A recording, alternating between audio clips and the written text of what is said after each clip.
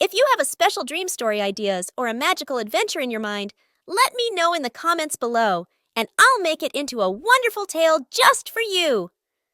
Don't forget, dear friends, to like and subscribe to our channel for more stories together. Elsa, a farmer, for a day. One bright morning in Arendelle, Elsa woke up with an unusual feeling of excitement. It wasn't her typical royal duties that had her eager to start the day. Instead, Anna had convinced her to try something entirely new, spend a day as a farmer. The kingdom had a beautiful countryside full of meadows, forests, and small farms. Today, Elsa would trade her crown for a straw hat and experience the life of the hard-working farmers who sustained Arendelle's people. Elsa was no stranger to magic and adventure, but farming was a different kind of challenge. She dressed in a simple tunic and trousers, tying her hair back in a braid as she stood outside her palace. Kristoff was already waiting with Sven. They'd arranged to visit Olaf's family farm, a cozy plot nestled near the forest. As they rode toward the farm, Elsa felt a flutter of nerves. "What if I mess this up, Kristoff? I've never done anything like this before." Kristoff smiled warmly. "Don't worry, Elsa. You faced far worse than a few stubborn chickens. Just be yourself, and I'm sure you'll be a natural." When they arrived, Olaf came bounding toward them, waving his small arms excitedly. "Elsa! Kristoff! Sven! Welcome to my family's farm! We're going to have so much fun!" Elsa grinned as Olaf led them toward the barn, which was painted in a cheerful shade of red. "So, what's on the agenda today, Olaf?"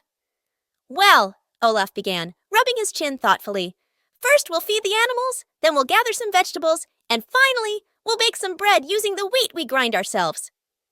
Elsa looked around at the vast fields, the sun glistening on the crops. She took a deep breath, ready to embrace the challenge. "Let's get started." Their first task was feeding the chickens. Olaf handed Elsa a basket of grain and pointed her toward the coop. Elsa stepped in cautiously, but the chickens immediately flocked to her, pecking at the ground near her feet. She laughed at their eagerness, scattering the grain. Next, it was time to milk the cows. This was a bit more challenging for Elsa. She sat down beside a large cow named Buttercup, who eyed her curiously. Kristoff demonstrated how to milk the cow, and Elsa followed suit. It took a few tries, but eventually she got the hang of it. Buttercup mooed contentedly. "You're doing great, Elsa!" Kristoff called from the other side of the barn. "Thanks," Elsa replied, wiping a bit of milk from her hands. "It's different, but I'm starting to enjoy it." Afterward, they headed to the vegetable garden. Rows of carrots, potatoes, and cabbage stretched out before them. Elsa knelt down and began pulling up carrots, marveling at the rich earth beneath her hands. The sun was warm on her face, and she felt a deep sense of connection to the land. As they worked, Olaf told stories about the history of his family's farm. "My great-great-grand ice sculptor planted the first carrot here, and that's why this is the best farm in all of Arendelle." Elsa chuckled, enjoying Olaf's enthusiasm. "I can see why you love it here.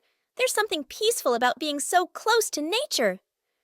By midday, they had gathered baskets full of fresh vegetables, and Elsa's muscles were starting to ache from all the bending and lifting. She sat down on a nearby haystack, wiping her brow. "Taking a break already, Elsa?" Anna's voice rang out as she walked up to the group. Elsa smiled up at her sister.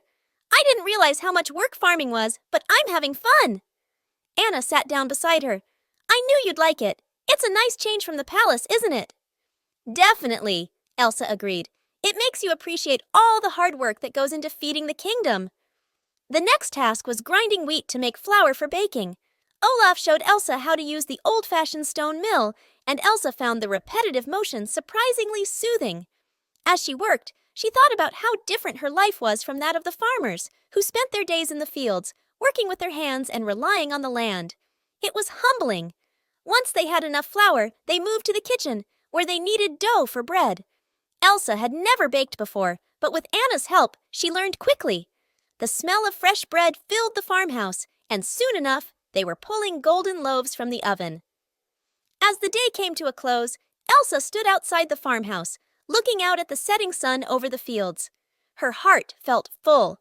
It had been a day of hard work, but also one of joy and connection, both with the people and with the land itself. Olaf came up beside her. "So, Elsa, how was your first day as a farmer?" Elsa smiled down at him. It was wonderful, Olaf. I've learned so much, and I have a new appreciation for what you and your family do. Does that mean you'll come back tomorrow?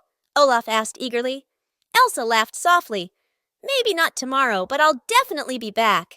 As they rode back to the palace that evening, Elsa reflected on her day. Being a queen was her destiny, but she realized that sometimes stepping away from the throne and into the simple, honest work of everyday life could be just as rewarding. A week had passed since Elsa spent her day as a farmer, and she couldn't stop thinking about it. The simplicity, the connection to the land, and the sense of fulfillment it brought were unlike anything she'd experienced before. Being queen was a responsibility she cherished, but that one day in the fields had opened her eyes to a different side of life in Arendelle. One morning, over breakfast with Anna, Elsa found herself distracted, gazing out of the window toward the countryside. Anna noticed her sister's faraway expression and grinned knowingly. Thinking about the farm again? Anna teased, taking a bite of her toast. Elsa laughed softly, caught off guard.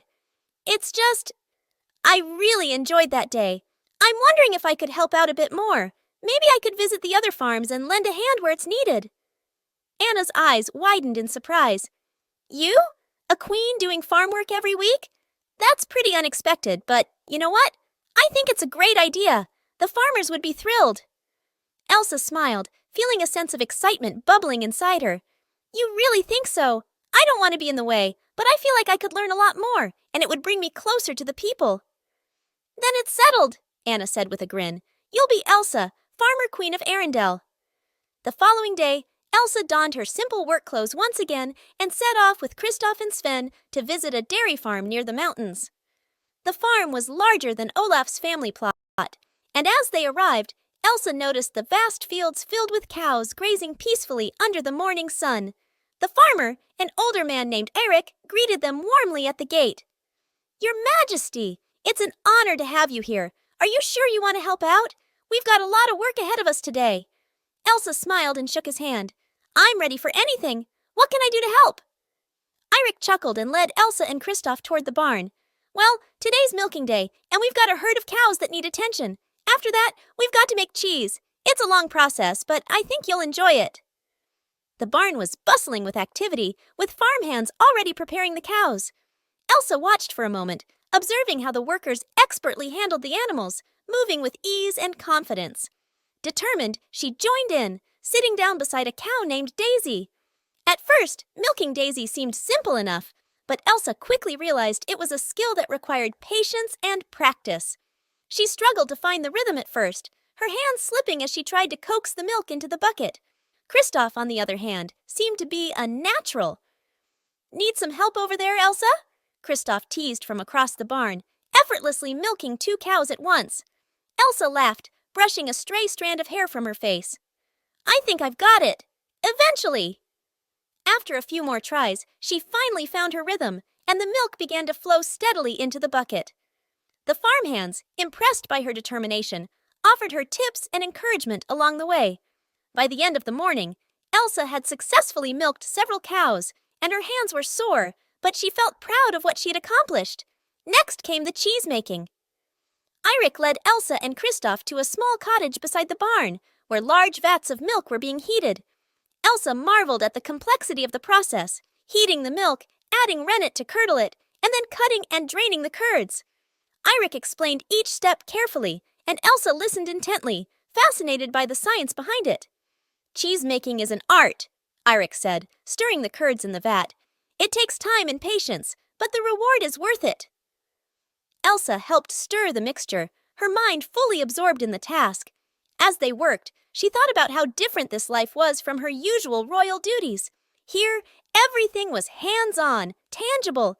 She could see the direct results of her efforts, and it felt incredibly satisfying. By the time they finished, the sun was high in the sky, and the cottage was filled with the rich aroma of fresh cheese. Elsa sampled a small piece, savoring the flavor. It was simple, yet delicious, a reminder of the power of natural ingredients and hard work. Eric clapped Elsa on the shoulder, his face beaming.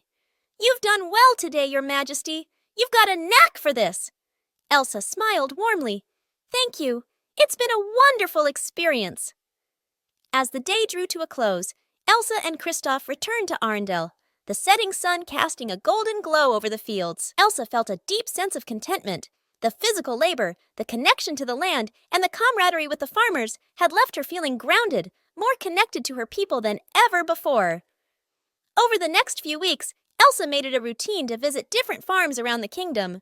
She helped harvest wheat in the wide plains, worked with beekeepers to gather honey in the forests, and even learned how to tend to vineyards, picking grapes under the soft autumn sun. Each farm had its own unique rhythm, and with each visit, Elsa grew more skilled in the ways of the land. One particularly memorable day, Elsa found herself at a sheep farm high up in the mountains. The farmer, a cheerful woman named Ingrid, welcomed Elsa with open arms and immediately set her to work shearing sheep. At first, Elsa was hesitant, afraid she might hurt the animals, but Ingrid showed her how to hold the sheep gently and shear their wool with care.